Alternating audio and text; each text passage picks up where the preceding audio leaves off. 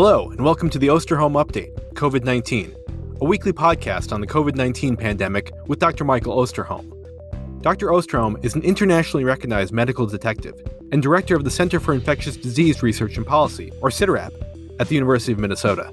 In this podcast, Dr. Osterholm will draw on more than 45 years of experience investigating infectious disease outbreaks to provide straight talk on the COVID-19 pandemic. I'm Chris Dall, reporter for CIDRAP News, and I'm your host for these conversations.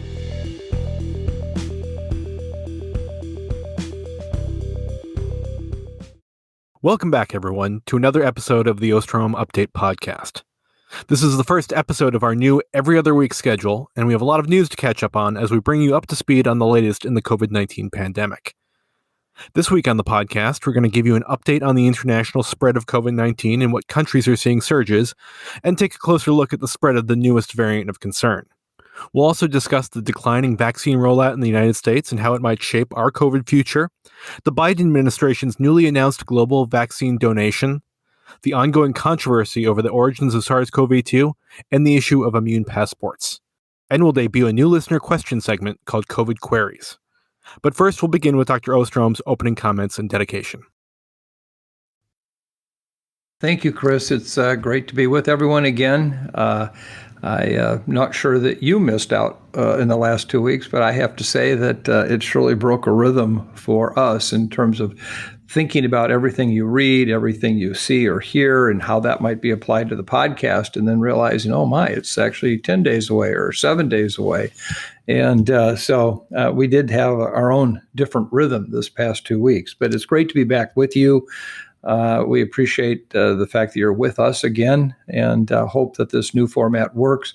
As I mentioned in a previous podcast, if for some reason there are urgent issues that come up where we believe it's important for you to be informed, we will, in fact, go ahead and record a podcast, even if an abbreviated one, to address that issue. But for now, we'll continue to work with the every other week approach and hope that that works for you and into your life as you can use this information.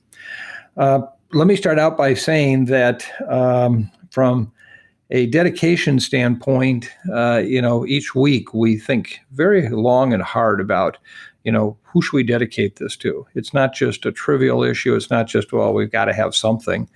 We try to think through who we all are on this podcast family. And this week, it really came to all of us for one reason or another, because it's something in our own personal lives.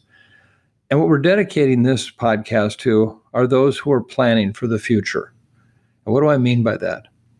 Who is it that's in charge of the family reunion or the class reunion, or how to reopen your church again, or how do your kids get together with other family members from families throughout your neighborhood? Do I take that trip? All of these issues that we've put on hold for the better part of 14 months now are front and center. And if you're anything like me, there is uncertainty as to what do I think or feel? How do I approach this? How much of this is about safety and how much of this is just about my own personal insecurity?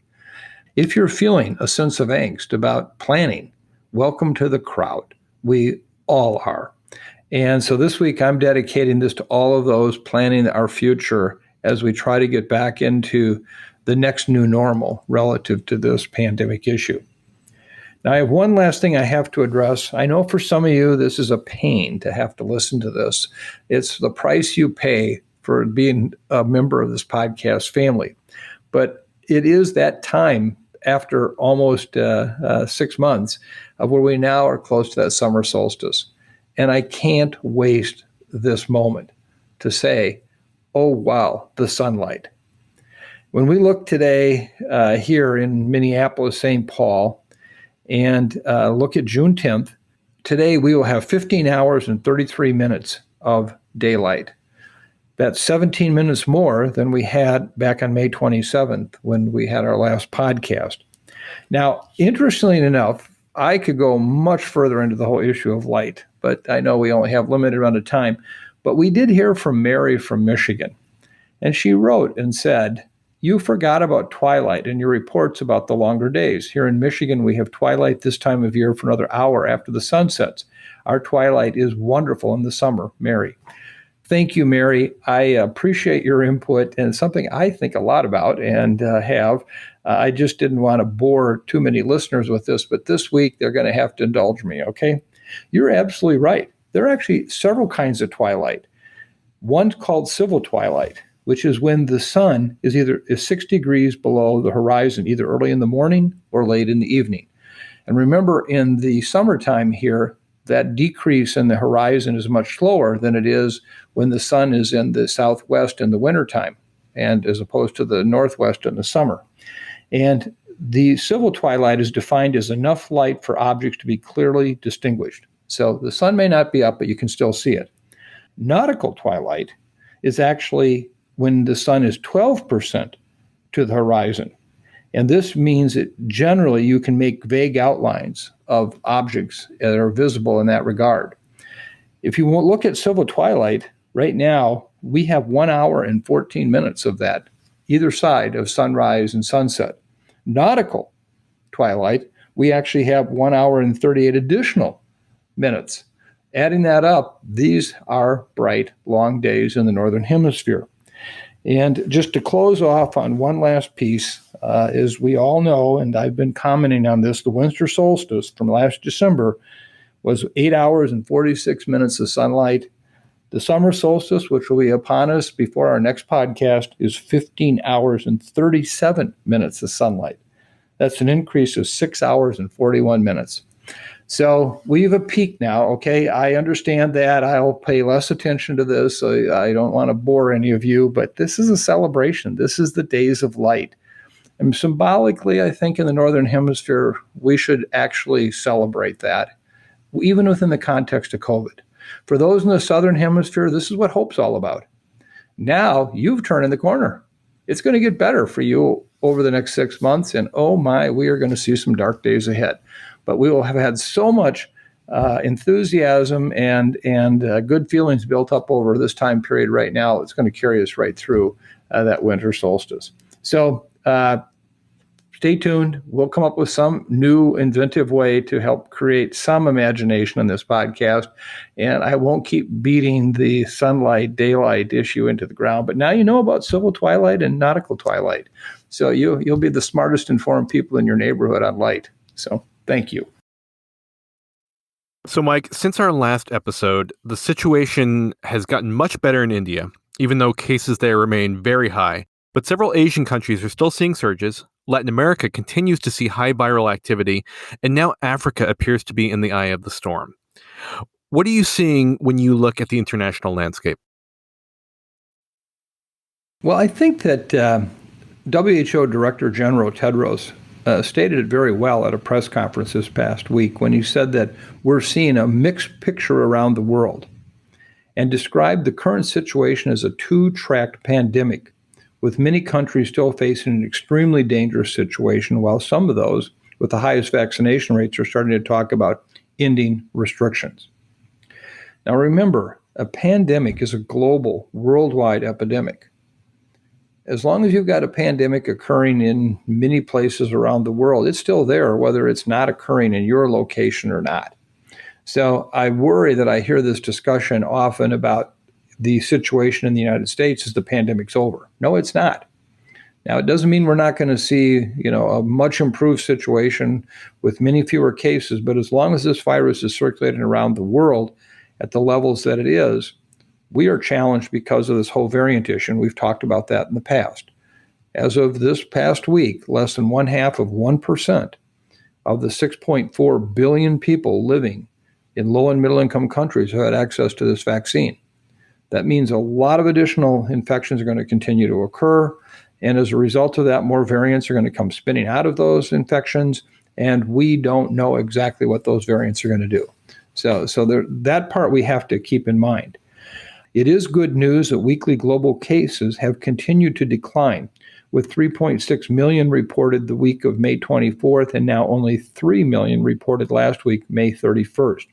This is the sixth straight week of declining cases after the record high of 5.7 million cases in mid-April. Weekly deaths have also continued to decline, although there's still nearly 74,000 reported this week. This is the fifth straight week of declining deaths overall. However, weekly deaths did increase in the Americas, Africa, and the West Pacific. If we look at major hotspots as we see them right now, clearly Latin America continues to be an area of great concern.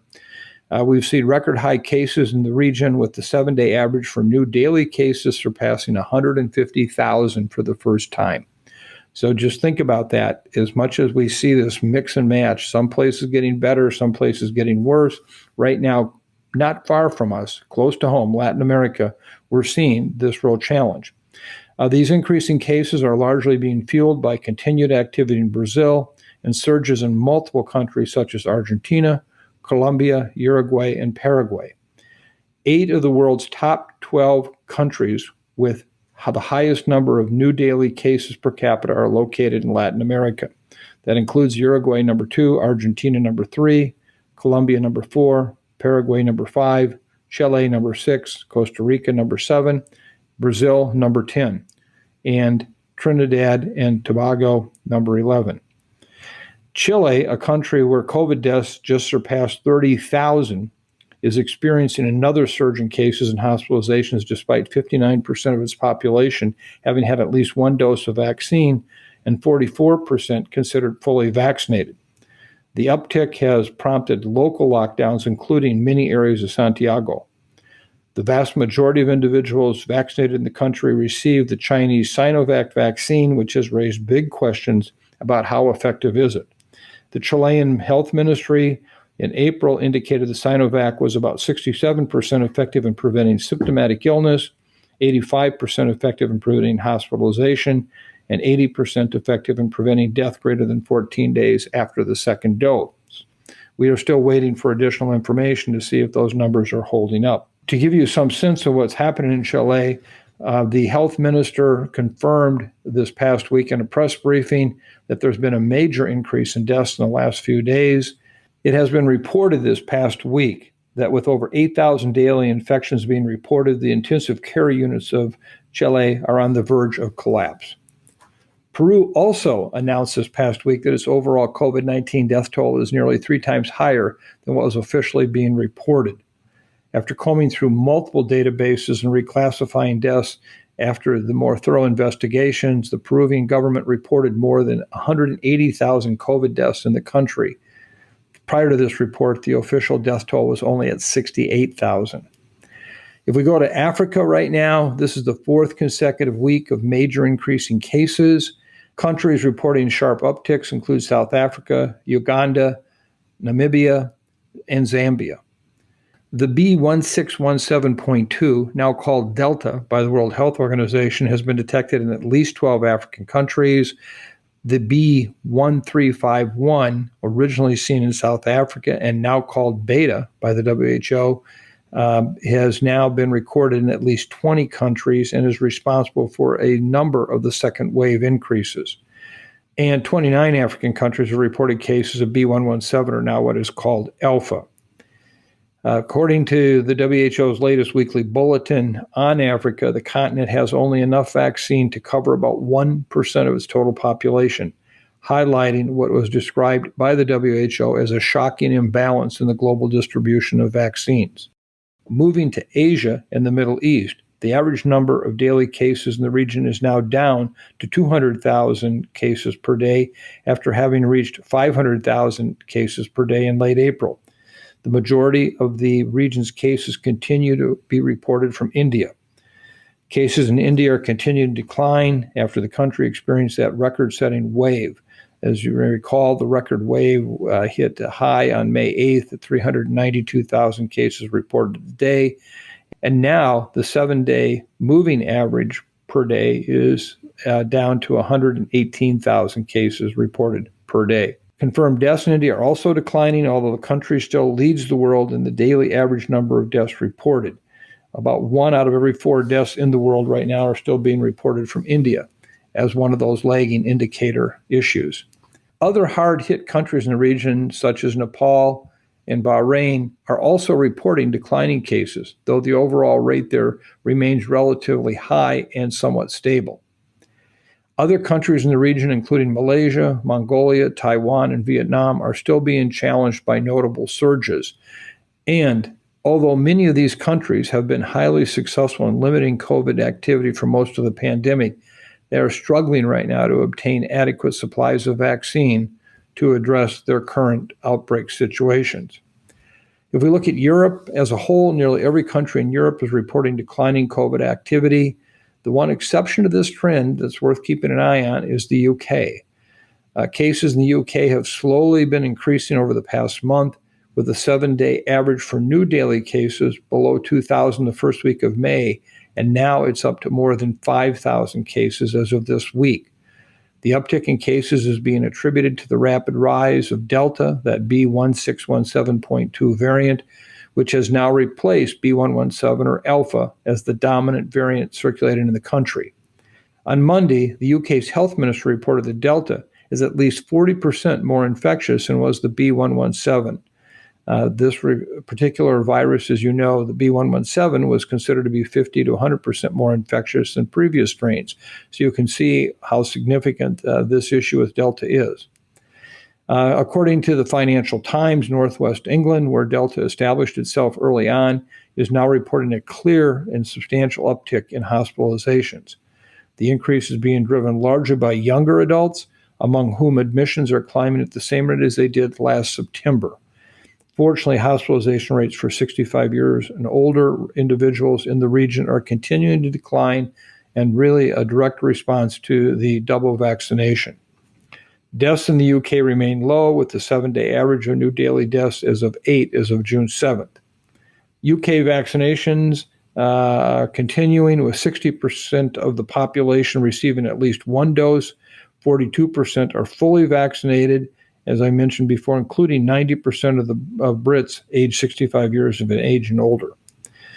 UK officials are keeping a close eye on the latest data as the June 21st approaches, which is when they plan to remove all remaining COVID restrictions. Officials are currently discussing a delay in that current reopening plan per what might be happening with the Delta variant. So to summarize the international picture, it's important to understand that we are just seeing what I consider to be a roving set of crisis issues from country to country over time. One group of countries sees a major increase in cases. Other countries have little activity. 4 to 6 weeks later, that's changed. The countries that were houses on fire are now seeing reduced number of cases, and then new areas light up. Remember that without vaccine for the world, we're going to continue to see this pattern going on back and forth. And I would just add, at this point, we're seeing nothing that supports seasonality of this virus in any location in the world. As I've shared with you before, if you look at what happened in India, Nepal, and Pakistan, and you look what's happened in Paraguay, Uruguay, and Argentina, 2 areas of the world that are both 30 degrees latitude. The problem is one's north and one's south. That surely doesn't speak to seasonality as what's happening. And so I think we're going to continue to see this pattern of who's next, we don't know, but it's going to happen.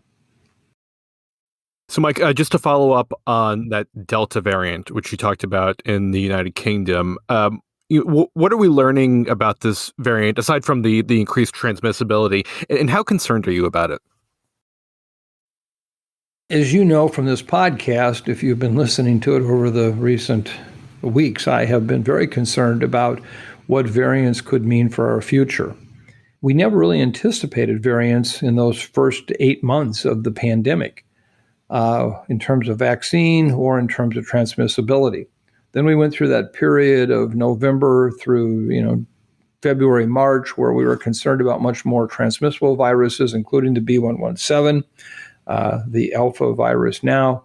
And of course, as every listener on this podcast knows, I, for one, can't explain what happened in April in the United States in terms of B117 arriving, just as we thought it would from Europe, watching what had happened in Europe with the great increase in cases due to the more infectious B117. And in the U.S., other than Michigan and Minnesota, there was actually only a very limited increased number of cases. So I use that moment of humility to say, We're not sure what a variant, when it arrives into an area, may do. But again, the Delta variant, this B1617.2, has demonstrated itself to be a really bad actor in Europe and in India. It is, one, much more infectious. As I've just pointed out earlier, the Brits now think it's at least 60% more infectious, at the very least, over that of B117. We know that it surely has had an impact on the effectiveness of the vaccines, as I just mentioned before. If we look at studies where people have had 2 doses of a vaccine, such as the Pfizer vaccine, it's still 88% effective against that strain. However, if you've only had 1 dose, both the AstraZeneca and the Pfizer vaccines are only 33% effective against symptomatic disease from Delta. So the question we have to ask ourselves, what's the next variant to come? Will Delta be the one that we see in the United States in the next 6 to 12 weeks? And will the impact be similar to what we've seen, for example, in Britain? I think at this point, there are several conclusions we can reach. Number one, the variants are not done with us. As long as we continue to see this lack of a global vaccine supply and vaccination of the world, we're going to continue to see variants come flying out of many of these countries in the world. And will the next variant be worse than Delta? If so, what does that mean? More infectious yet again? Will it have even bigger impact on how well our vaccines work or don't work?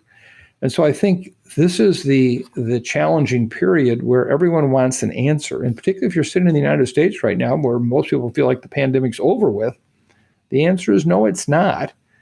But how bad will it be? We don't know, particularly in the United States, if the variants don't challenge vaccination.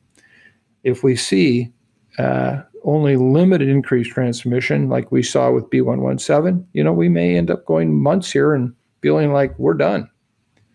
But we too could be like England right now, experiencing this increased number of cases in certain regions where people are under-vaccinated, and watch what that Delta variant does. So I would say it's a very concerning situation, and one that we have to understand is going to be an unfolding chapter in this pandemic that we can't yet really anticipate fully. Right now, the Delta virus is in 60 different countries. It's making up 6% of the U.S. Variants we find, and I think that number is going to change substantially over the course of the next month, as it will, I think, cannibalize, you might say, all the other variants that are there. If this gets into those populations, we'll talk about in a moment, that are under-vaccinated even in the United States, I think we could see real increases in regional, at least localized surges in cases in this country.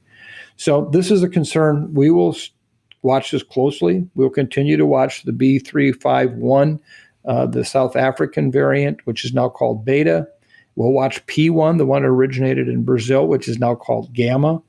And just know that these variants are surely making this a very, very complicated situation. In summary, let me just say that if anyone tells you what's going to happen in the next 6 to 12 months with COVID-19 around the world and the variants, be careful, because they probably also have a bridge to sell you, because none of us can really know.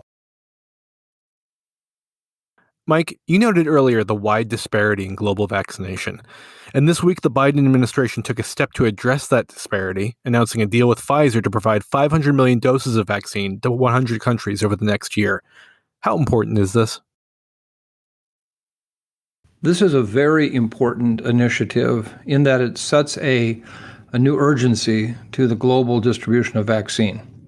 Let's be really clear that these 500 million doses are just a start on what the world has to deliver in order to really bring this pandemic under control. If you look at the fact that we're talking about 8 billion people on the face of the earth, 6.4 billion people live in low and middle income countries, we're talking about 2 doses per person, you can do the math and understand that it's going to take many billions of vaccine to actually effectively protect the world. But I think that the administration is signaling the fact that while we have been very preoccupied with vaccinated America, we do understand, both from a humanitarian standpoint, but also from a strategic standpoint of protecting our current vaccines so that we don't see ongoing transmission with variants spinning out, which is going to happen in this situation.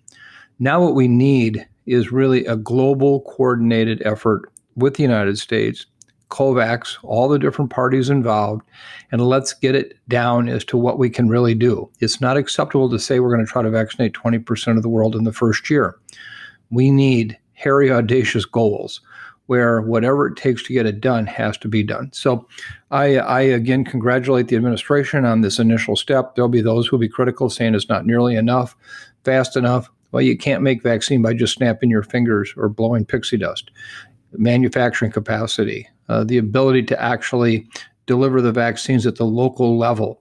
All these are going to be limiting factors for us to get vaccine out. And don't, for a moment, think that the same issues we have confronting us here in this country with vaccine hesitancy or anti-vaccination approaches won't also operate internationally. So it's a long road to hoe, but again, as people know on this podcast, you've been following it, we are not political. We don't deal with political issues as such. And so when I say this, I mean this in the most scientific way possible, but it's great to have a vaccinator in chief as your president. No one has been more out there pressing the issue of vaccination than President Biden. And so from that perspective, I think this is great news, but it's just a start. So turning to the state of the pandemic here in the United States, the 7-day average of new daily cases is now lower than it was in late March 2020, when the first wave was starting, and most virus restrictions have been abandoned. As you noted, Mike, the feeling is essentially that the pandemic is over here in this country. Vaccines are clearly making a difference, but vaccine uptake has significantly slowed, and several states are well below having 50% of their adult population vaccinated. If vaccine uptake doesn't pick up in these states, do you think regional outbreaks are likely in the coming months? Well, let me take a step back and just update us on where we're at today. Yes, we have to feel that this is a very different COVID environment today than it was just 12 weeks ago. And that's wonderful news. That is wonderful news. But we can't forget, we're still reporting this week 13,000 to 15,000 new COVID cases a day, and anywhere from 350 to 500 deaths a day. So it is still occurring at a rate that is a challenge. And in addition, when you look at a number of locations throughout our country, we're very concerned that particularly in under-vaccinated communities, which I'll comment on more in a moment, are going to see an increasing number of cases. For example, just take one county in Tennessee, Smith County, where only 20% of the people are fully vaccinated. And COVID hospitalizations there have risen over 700% in just the past 2 weeks. So here's a much more localized area. Surely it's not an entire state, it's not an entire region, but these localized outbreaks can still have a very substantial impact on a localized area. I'm going to summarize a point here in a moment, but really plays to that old saying that when your feet are in the freezer and your head is in the oven, then your temperature must be just right, is in fact what we're often talking about when counting the number of people who are vaccinated in this country and those who are at risk for developing COVID. If you look overall, we've had great news in Alaska and Nebraska. Both have gone for the last 7 days without a single death. Additionally, 10 states in the District of Columbia have reported under 10 deaths in the past 7 days. 2 states, Vermont and South Dakota, have also reported less than 100 deaths in the past 7 days. Cases in the U.S. continue to decline. As I just noted, the lowest 7-day average rates since March of 2020 are something to celebrate. We've had a 39% decrease in cases in just the past 14 days. Hospitalizations are down 21% and deaths are down fully 19%. This week's hospitalizations are the lowest they've been since the first week of March in 2020. That is a remarkable statement to make. We now know that 5 states in the District of Columbia have seen 14-day case averages increase, however. These states are Alabama with a 47% increase, Nevada 36% increase, Louisiana with a 26% increase, the District of Columbia 23%, Montana 11%, and Wyoming 9%. Well, why does that matter? What's going on here? Well, when you look at vaccination, we have to acknowledge it's playing a very, very important role in driving case numbers down. But it's not the whole story. This is my moment of humility. Again, I can't understand and explain to you why some areas in this country, which have very low levels of COVID-19 vaccinations, aren't seeing more cases. If you look at the overall number of people vaccinated in this country, the total for all ages, 51% have received at least one dose of vaccine. Most of it, of course, when I say one dose, meaning the mRNA vaccines with only a limited amount of J&J vaccine as a single dose. And 42% have had just one dose. So that tells you that, 60% of the U.S. population has either had no vaccine or just one dose. And when I talked about Delta just now, showing that a 30% effectiveness data from England with just one dose of even the Pfizer vaccine, that's got to be somewhat of a reason to have pause and ask what's next. If you look at those over age 12, 61% have had one dose, 50% are fully vaccinated. That means half the population, again, even over 12, have had one dose or no vaccine at all. And the reason I emphasize this is because if you look at the country as a whole, these are the numbers. This is your heads in the freezer, your feet are in the oven. When you break it down and actually look at it on a state-by-state basis, there are 6 states for which they have not even reached 40% vaccination levels with just one dose. Idaho, 38% of people have had at least one dose. Wyoming, 37%. Louisiana, 36%. Mississippi, 34%. Alabama, 36%. Tennessee, 39%. Now, remember those numbers I just cited for you a moment ago where we're beginning to see increases in cases. It's not only just those 6, but if I look at the other states with a single dose now in the population, they too, while they're slightly over 40%, they're not much. Take, for example, Georgia, 41.3%, South Carolina, 41.7%, Ohio, 41.4%, West Virginia, 41.4%. Get into Indiana, 42.5%, Texas, 45.3%, North Carolina, 43.9%, Missouri, 42.9%, North Dakota, 42.7%, and Oklahoma at 42.1%. If you've heard your state called here, this is the percentage of people that has even just a single dose. So we have some parts of the country, such as the Northeast and the upper Midwest, where the levels of vaccination are much, much higher, which is what is getting us towards this idea that we're much more vaccinated than we really are. If you look at what's happened with vaccinations overall, the number of daily vaccine doses delivered continues to slow. The 7-day average of doses administered is down nearly 40% from the previous week. And so what we're really challenged with right now is how do we continue to get people fully vaccinated over time? As you know, the president has set a goal of trying to get at least 70% of U.S. adults vaccinated with a single dose. If you look at those who are 18 and older, 63% have at least one dose, 53% have both doses. We're still far short of that 70% vaccination level in adults that has been really set as a benchmark for the 4th of July. Now, when you look at this from what we need to do to get to that 4th of July goal, at least 15.5 million adults need to receive at least one dose over the next 4 weeks. And yet, the pace is only at 400,000 doses being delivered per day. So we'll be far short. What I'm worried about is it's not just that one goal. It's these regions of the country. It's these issues of what's happening in my county. We have counties in southern states with less than 20% of the population having at least one dose. Those are the ones that are going to be ripe for a Delta variant to come in and cause us some real trouble yet. And so I commend the administration for all their efforts in using all kinds of creative approaches to get more people vaccinated and fully vaccinated.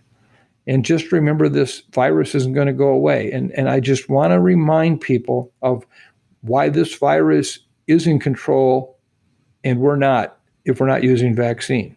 So we have to pay attention to these vaccine numbers every day, and we've got to keep pushing for more vaccination, or I fear that these variants really will ultimately wreak havoc in some of our communities.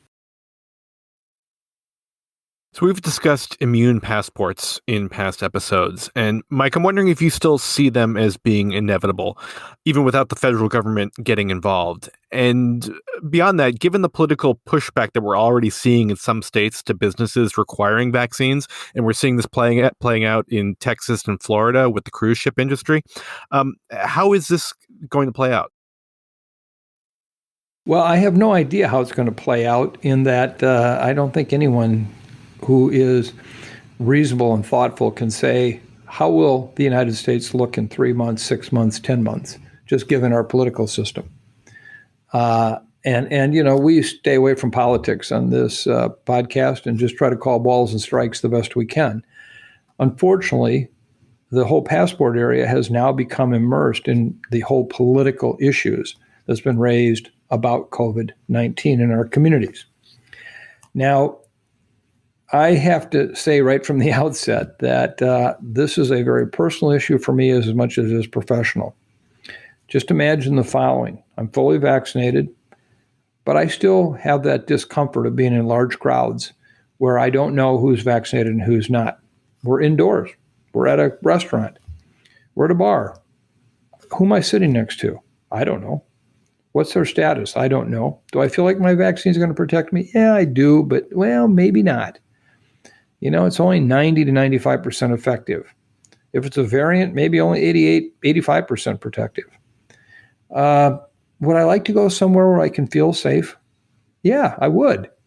And I keep coming back to those days here in Minnesota where we led the way with non-smoking in restaurants and bars. Our Clean Indoor Air Act in the mid-'70s was the icebreaker that started the whole movement of non-smoking public locations. And at first, the bars and restaurant owners came back and said, oh my, this is going to do us in. You know, these patrons won't come back here if they can't smoke. What they forgot is that 30 to 35% of the people that smoked, they weren't the same 65 to 70% of the people who didn't smoke, who wanted to go to a smoke-free environment. And business actually picked up. Didn't decrease. Well, I can tell you personally from many conversations, if I had a way to verify that I was vaccinated and my friends and colleagues and people I don't know were vaccinated, and they were at a public venue where admission was allowed only for those who were vaccinated, you know what? I couldn't wait to go there. I'd pay a premium price. Now, is that a violation of someone else's rights? No, we're not saying, you know, you can't go to restaurants or bars, but in these, I want to go where I feel safe. No one, I think, would disagree if this person had drug-resistant TB that we wouldn't want them in that bar or restaurant. Well, why would we want them in there if they may be infected with COVID-19 virus?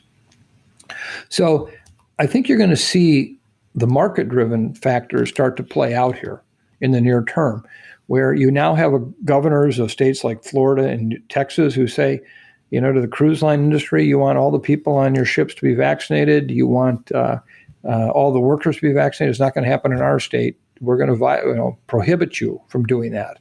Why would you do that? No one is denying someone a opportunity to go and do whatever they want. They just can't go into that cruise ship if they, in fact, aren't vaccinated. And so I think that you know, the fact that Texas has now just put in place a bill that the governor signed this week that not only prohibits the use of knowing your vaccine status, but that in fact it puts your company in jeopardy of getting any state contracts or doing any business with the state. It's just punitive. And what we've done again is made this somehow personal rights issues. I think you will see, just as we've seen with the Excelsior Pass issue in New York. Some of you are familiar with this. The Excelsior Pass was basically an initiative where New York residents could provide, in this case, IBM, as a company who is also, from a contractual standpoint, obligated to maintain your confidentiality. It provides them with a information on your vaccine status, which then would actually develop a card or a mobile device information site, which would include the personal details like your age, your driver's license number, and other health records that could be scanned for only the presence of vaccination. Don't say that this isn't happening. I mean, I gave away my eyeball screen and my fingerprints to a private company so I could get on and off a plane quicker. This has happened. We do this, okay?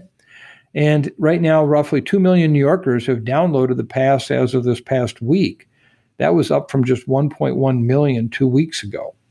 And we know that tens of thousands of people who want passes have been unable to download them because of some technical delays. So this is, I think, going to take off even more. And I do think that ultimately more and more people are going to say, I want this. I want to go to a place where I can feel confident that we're all protected. And, people who say this is a violation of privacy, it's not. It's voluntary. You don't have to do it. But then you don't also go to that restaurant or that bar or that particular theater venue or wherever. And I think we need to have much, much more discussion about this. What are the confidentiality issues? Again, I remind people, clear the eyeball screen, the fingerprint issue.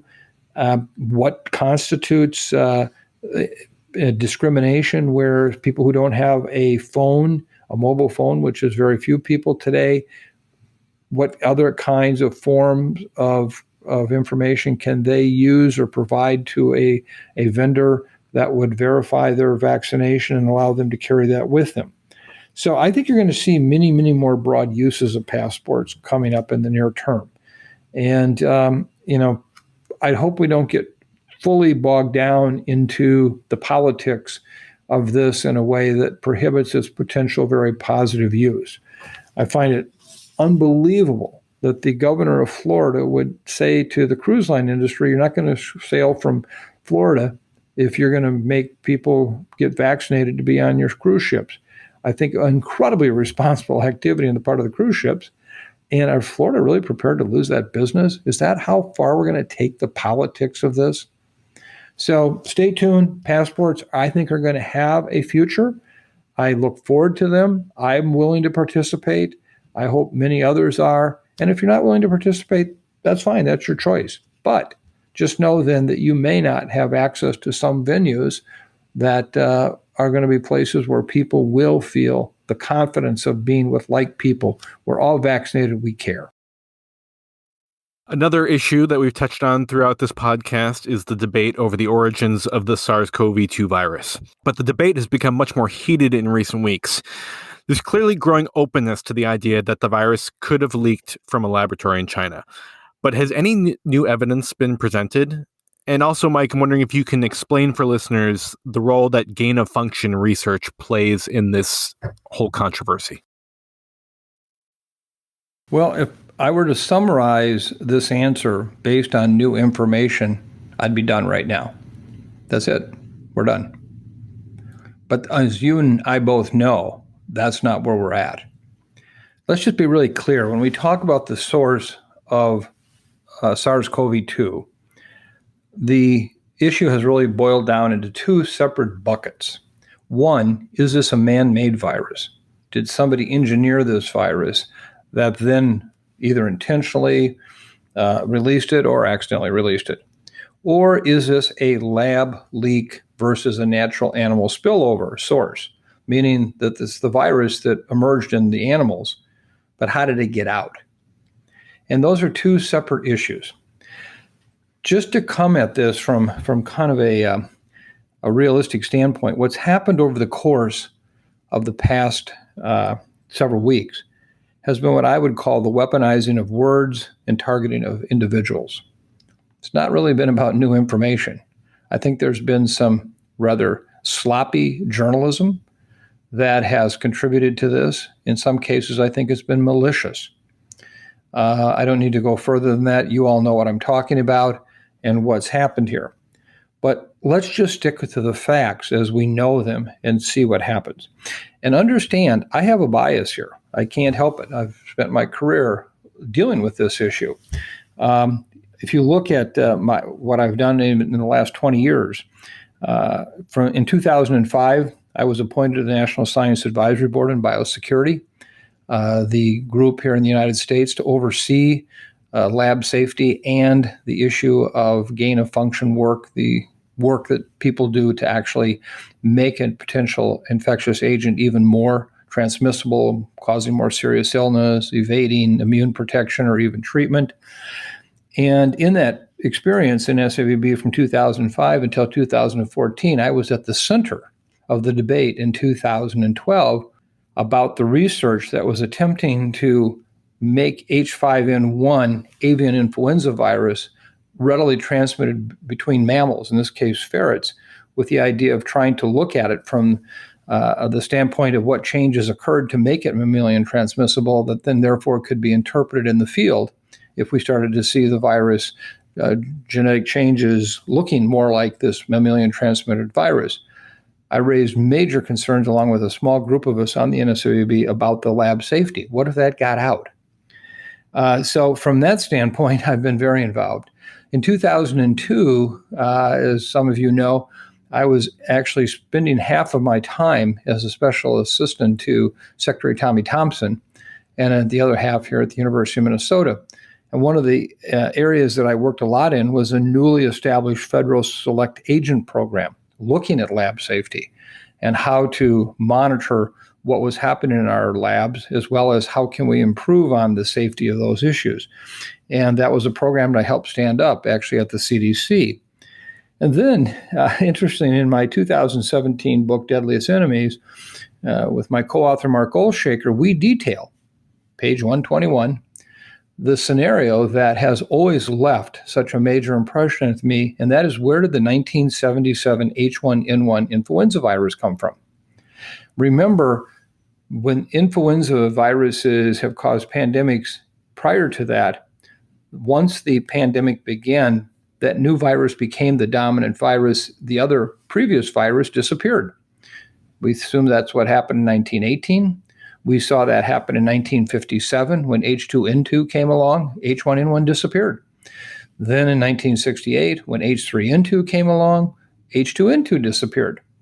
And then lo and behold, all of a sudden, in 1977, both H1N1 and H3N2 were there, and H1N1 came out of nowhere. And when you go back and look at it from a genetic perspective, it was almost the same virus that we last saw in 1957 with very little change. If that virus hadn't been sitting in a freezer for all those years, it would have changed substantially. Well, to make a long story short, and I describe this in the book, what happened was the Russians were actually working on influenza virus vaccines in far eastern Russia, right on the Chinese border, which is, by the way, where this virus first emerged and was found. In fact, in 1977, they actually requested from the United States the 1976 swine flu isolate that had been isolated from the soldiers at Fort Dix, New Jersey, so that they could work with it as part of this vaccine work that they were doing. Well, once that virus basically got into the public in eastern Russia in 1977, it spread quickly around the world. Literally, in a sense, a type of pandemic of its own. I have no doubt that this was either a leak, an accidental release of the virus, or they released it with the idea that they were doing their influenza vaccine work and that it wouldn't spread. So that just shows you that a virus can get out of a lab or in the work in the lab and cause this kind of situation. So I come at this from that perspective. Some will say, well, you're so biased, you're automatically going to think everything's a lab leak. Well, let me just take a step back and say, what's happened here? Well, the first real document that has been raised over and over again as a challenge was published on March 7th of 2020 in The Lancet by a number of distinguished researchers, scientists of, international respect. And the title of the article was Statement in Support of the Scientists, Public Health Professionals, Medical Professionals of China Combating COVID-19. What this article was addressing was the underlying suggestion out there that this virus may have originated from China as a man-made virus. And what they basically said in the article is we stand together to strongly condemn conspiracy theories suggesting that COVID-19 does not have a natural origin. And all the data up to that point in March actually supported that this, in fact, was a naturally occurring coronavirus that had gone through evolutionary pressures in the animal kingdom. Well, not much happened over the course of the next year. Part of it was the fact that the Trump administration so strongly indicated that this likely was released by the Chinese, if not intentionally, it was an accident, and that it might be man-made, the China virus, as they call it. I saw many of my scientific colleagues who at that point felt that any kind of statement suggesting a leak might be possible basically resisted doing that because of fear that they would somehow then be brought into the Trump world of where it clearly was a conspiracy theory concept. Now, I waded into it, as you know, in this podcast, I wade into things sometimes that people have to ask, why would I ever do that? And I've been very nuanced the entire time. I've said, you know what? With all the data I see, we don't know where it came from.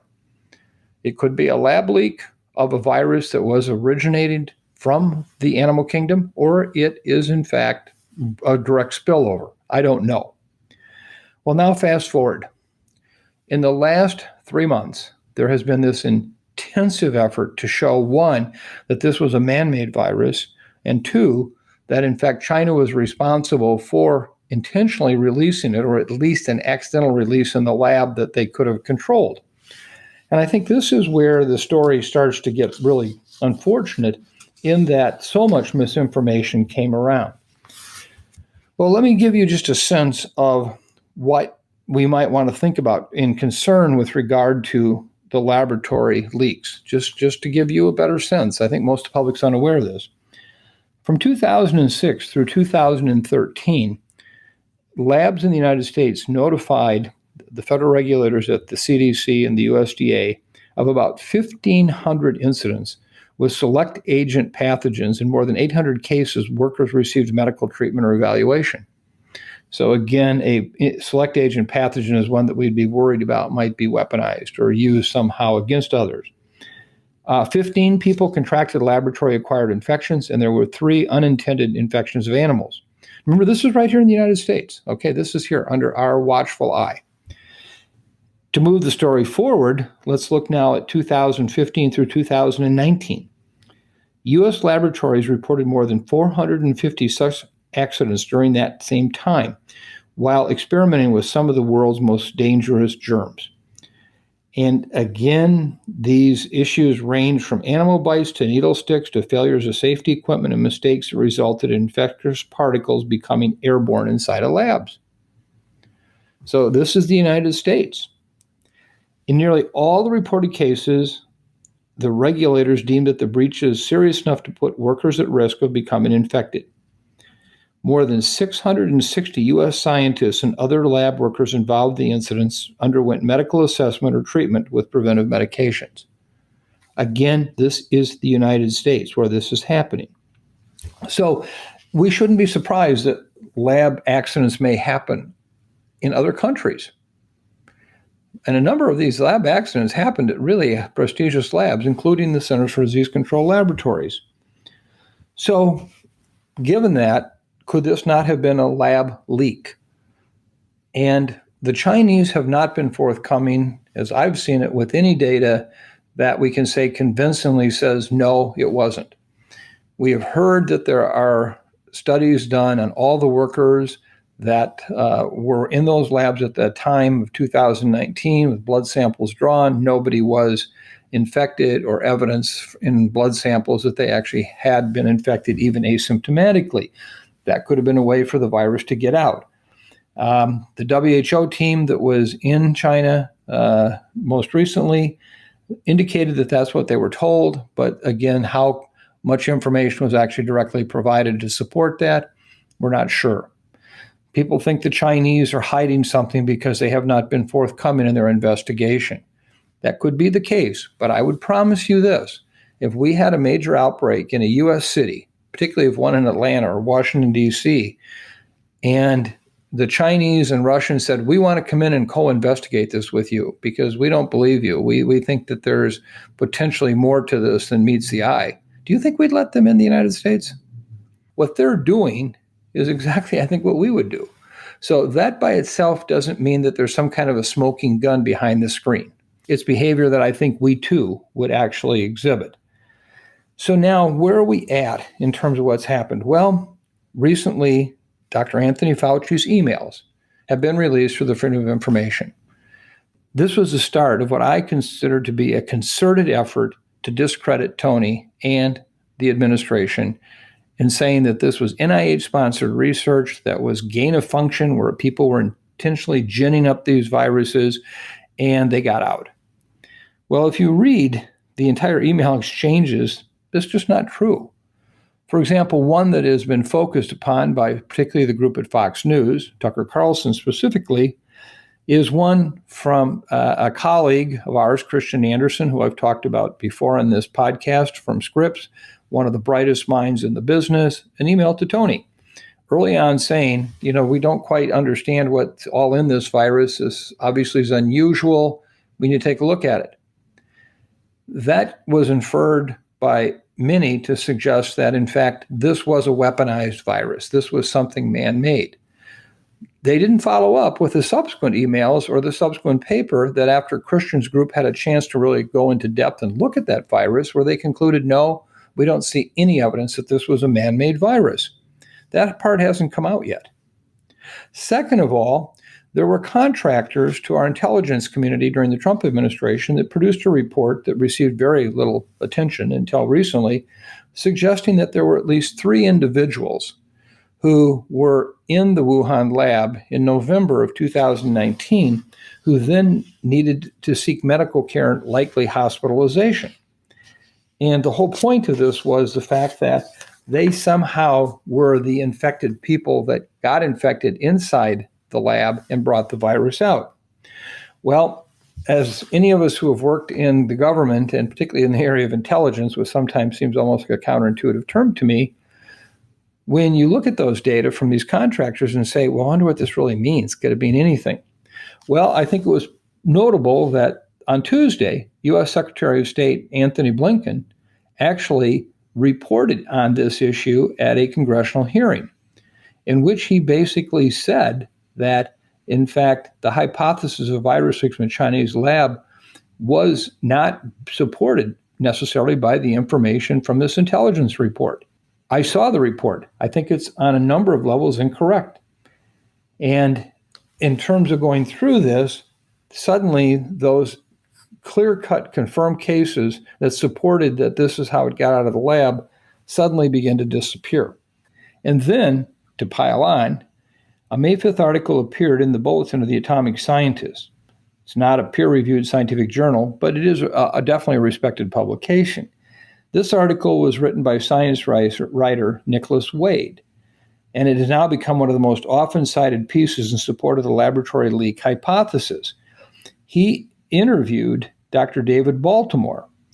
Dr. Baltimore said in that article, a feature of the virus's genome, known as the furin cleavage site, was a smoking gun for the origin of the virus. In other words, he basically said in shorthand, the features make it a powerful challenge to the idea of a natural origin for SARS-CoV-2. Well, since that article was published, he's now walked back his statement and most recently told the Los Angeles Times, I believe that the question of whether the sequence was put in naturally or by molecular manipulation is very hard to determine, but I wouldn't rule out either origin. Suddenly, no longer is this a smoking gun. So if you start to peel off all of these different possible explanations for what happened, we're still left with, I don't know. I do believe this could have been a potential leak from the Wuhan Institute lab. We need much more information and open access to this lab to better understand that. But it also very, very well could be a true spillover event from an animal species, knowing that, we're still trying to understand the spillover moments with Ebola virus after studying it for decades in Africa. It took us literally many years to better understand the spillover event of SARS itself, the original coronavirus of concern that was first seen in 2003. And also, we have to understand the conditions by which this virus might have emerged in a metropolitan area. Some people will say it's a coincidence. It was in Wuhan near the lab, therefore they have to be related. Kind of reminds me of that whole idea that, President Lincoln's secretary was named Kennedy, President Kennedy's secretary was named Lincoln. You could very definitely tie the two assassinations together, right? Well, let me just pose the following. If you know anything about Wuhan, it is located in a relatively limited area of China, in the Hubei province, for which it's about 71,000 square miles. 60 million people live there. In comparison, if you just look at the northeast United States, that's 162,000 square miles, for which there's only 55 million people that live there. To get food to the people of the Hubei province, we know that meat, produce, etc., is trucked in from long, long distances away. Also, Wuhan happens to be the transportation hub of all of China. All the fast trains, airplanes, all of that goes through Wuhan to get from Beijing to Shanghai to Hong Kong and all other cities. So this is a hub where someone bringing the virus into that community surely could have started this potential pandemic without it even having to come from the food markets, that being something that happened later into the process. So I would just close by saying this. Imagine the following. A new exotic virus emerges in the Caribbean, and we don't recognize it there. There aren't the medical laboratories, etc. But because Atlanta is a hub of all transportation in and out of the Caribbean, it might get picked up there, particularly with medical care as it is. I can tell you, if a new exotic virus today got identified in Atlanta, I wouldn't be surprised a bit if the first thing that would come out of everyone's mind is this must have leaked out of the CDC, must have been CDC, even though it had nothing to do with it. So I just urge everyone to take a step back, de-escalate these horrible, horrible, very personally damaging, and I think dangerous accusations that are being made. We do need the WHO and the rest of the world, and China in particular, to come forward with more information that might help get us some understanding. Was this, in fact, a lab leak or a natural spillover event?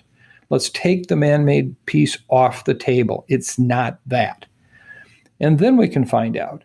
And it's important because, you know what? We need to beef up lab safety no matter what. Some of us have been saying this for a long time. Our safety levels at many of our labs around the world are just not adequate to prevent a potential leak from happening. Second of all, if it's a spillover event, how do we better detect these? How do we deal with the human food supply that often involves large numbers of wild animals? So there's a lot to digest here, and we have a lot of work to do. But doing what we're doing right now to weaponizing this situation into politics, into persecution, into total misstatements, if not intentional lies, I think is really, really unfortunate. And I hope that we can eventually find the source of this virus just so we can learn how to prevent any future events from happening. Now to our new segment, which we're calling COVID Queries. These are the questions we get, and we get many of them, about the decisions that you, our listeners, are trying to make, the situations you're trying to navigate, and the risks you are assessing on a daily basis in this post-vaccination COVID world. Kicking off this segment is a question from Gabriella, who asks, what are your thoughts on traveling abroad once vaccinated?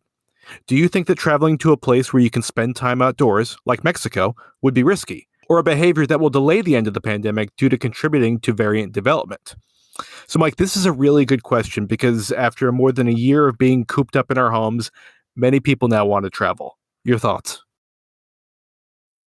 Well, let me just say at the outset, every answer is going to be individualized. Why? Because it really comes down to understanding, number one, if you're vaccinated, do I have any underlying risk factors for potential severe disease, even though I'm vaccinated? So if I should be a breakthrough infection, will I, in fact, have a higher risk of having a potential serious outcome? Is there anyone else in my family that I get infected that I could then in turn infect because I picked it up somewhere out in the community? This is all about understanding the medical risk of what I would call your own home situation or that where you're in a work setting and close colleagues.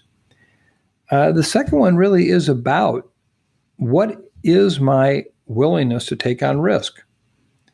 And we're all different that way. I'm a long distance swimmer, an English Channel swimmer. Okay, I find it wonderful to go swim across a lake that's 2 miles wide and get all the way across and back. And people say, "Oh, that's dangerous doing that all alone." To me, it's just like out for a run. And others would find that risk absolutely totally unacceptable. And yet I don't find it bad. I find it very pleasurable. So I think that if you want to look at risk issues, we all have different tolerances.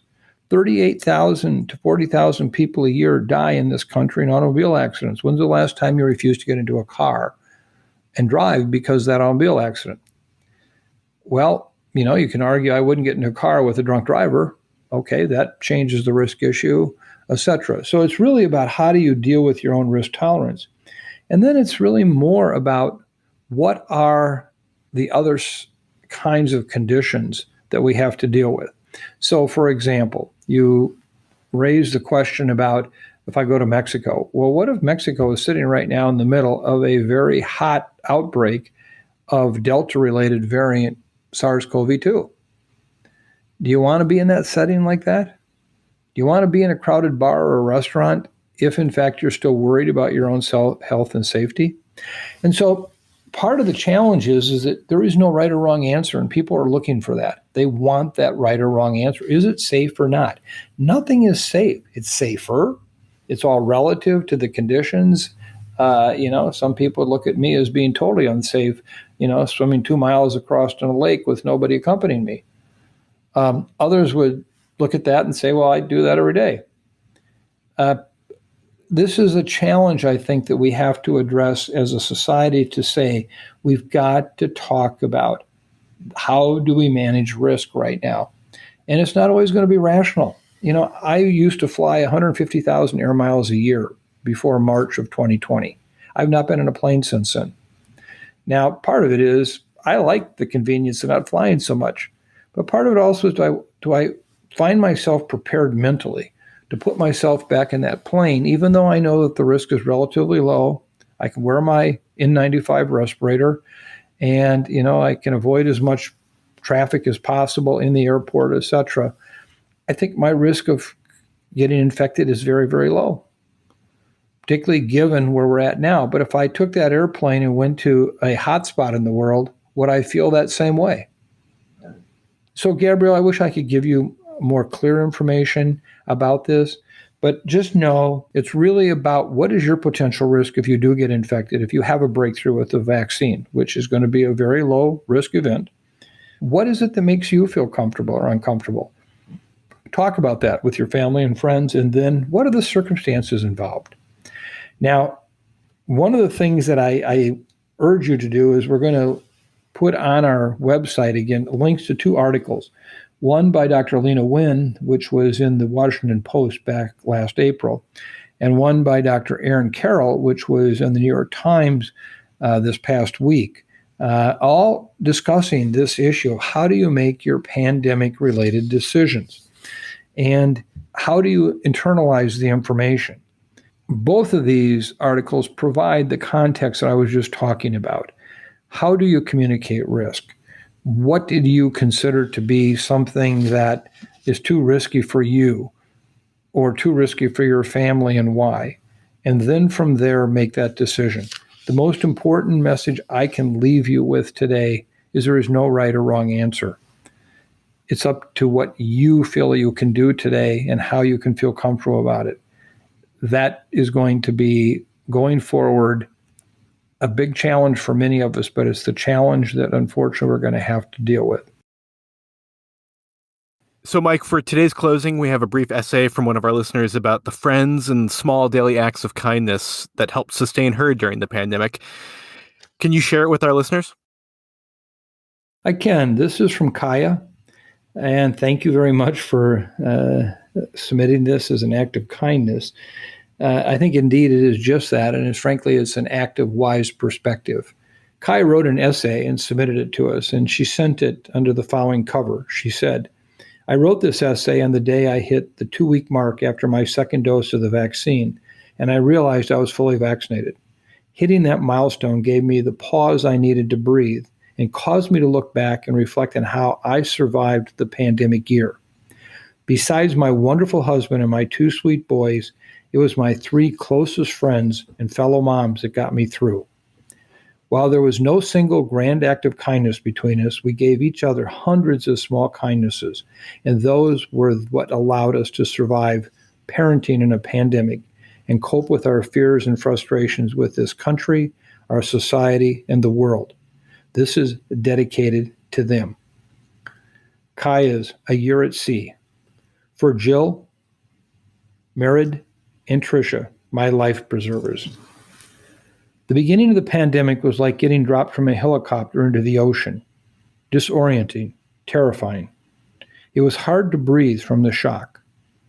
We knew we needed to get back to shore, but we couldn't see it. So we didn't know how far we had to go, or how much energy to expend or save on a given day. The end of the pandemic is like wading out of the ocean. Sometimes it seems like we're back on solid ground, and then the next thing we know, we realize we stood in the wet sand too long and our feet are sinking in. The ground was not as solid as we thought. Or we wake up to find the water is somehow back up to our knees and the shore is far away again. One day soon we're going to look around and the sand under our feet will be dry. We'll turn to look over our shoulder and the edge of the surf will be far behind us. And we will wonder if it really was as scary as we remember, being dropped in the ocean. Were there really people who had insisted we were not in danger of drowning? Who were those people? We haven't kept in touch. There will be tangible clues that it was not just a dream, though. A mask forgotten in the pocket of a coat, an expired bottle of hand sanitizer that rolled under the seat in the car and got stuck, an ice pack at the bottom of the freezer from when groceries were delivered, a pair of kids' blue light glasses relegated to the costume trunk, a wine glass at the back of a cabinet that your friend had emblazoned with the words, because distance learning. And in our core, our souls will forever hold sacred the people who reached out to hold our hand and pull us when we were too tired to swim, or floated alongside when we were all too tired to swim, simply saying, we're here with you. Let's just ride this wave together. Tomorrow we will be closer to the shore. Hopefully we will remember the beautiful moments too, like when the water was warm and smooth, and we quietly watched the sunset, or when we saw the stars as we had never seen them before, mostly because we had never stopped to look up. Thank you, Kaya, for this incredibly beautiful piece, and I hope every one of us goes back and listens to this again and just appreciate the beauty of Kaya's words. This is where we're at today. This is how we need to move forward, is we need to understand what it means to have been in a year at sea. And so I thank you for that. And thanks again to all of you who have spent time with us on this podcast. Again, I used a lot of numbers. These are not real just numbers. They're people. They're our brothers and sisters, our mothers and our fathers, our friends and colleagues. And we can't forget what we've been through. But like what we see from Kaya, we can surely begin to reflect on that year at sea. So all of you be well, be safe. Thank you so very, very much for all that you are doing to help us make this transition through this pandemic. And again, we look forward to being with you in 2 weeks. Thank you very much.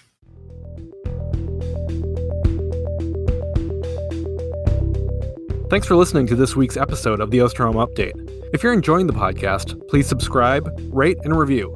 And be sure to keep up with the latest COVID-19 news by visiting our website, cidrap.umn.edu. The Osterholm Update is produced by Maya Peters, Corey Anderson, and Angela Ulrich.